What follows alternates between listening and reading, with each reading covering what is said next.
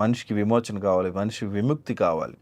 మరి నన్ను విడిపించేవారు ఎవరు, నాకు విముక్తిని దయచేసేవారు ఎవరు అని అంటే బైబిల్ గ్రంథంలో యేసు క్రీస్తే మనకి విమోచకుడు అని రాయబడ్డది. ఆయన ద్వారా మాత్రమే మనకి విమోచన కలుగుతుంది అనేటువంటి విషయాలని బైబిల్ గ్రంథంలో మనం చూస్తాం. ఏంటి మరి నాకు విమోచన కలిగితే నా జీవితం మారుతుందా అంటే, విమోచన ద్వారా ఏం జరుగుతుంది, మనకి జీవితంలో ఎట్లాంటి మార్పులు వస్తాయి, ఆ విమోచన వలన నిజంగా క్రీస్తుని అంగీకరించడం వలన నా జీవితంలో మార్పులు వస్తాయా అంటే వస్తాయి.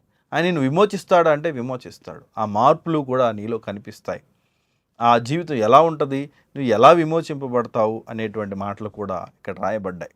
పేతురు రాసినటువంటి మొదటి పత్రికలో మొదటి అధ్యాయంలో 18-19 వచనాలు మనం చదివితే, పితృపారంపర్యమైన మీ వ్యర్థ ప్రవర్తనను విడిచిపెట్టునట్లుగా వెండి బంగారముల వంటి క్షయ వస్తువుల చేత మీరు విమోచింపబడలేదు, అమూల్యమైన రక్తము చేత అనగా నిర్దోషమును నిష్కలంకమును అగు గొర్రెపిల్ల వంటి క్రీస్తు రక్తము చేత విమోచింపబడితరని మీరు ఎరుగుదురు గదా.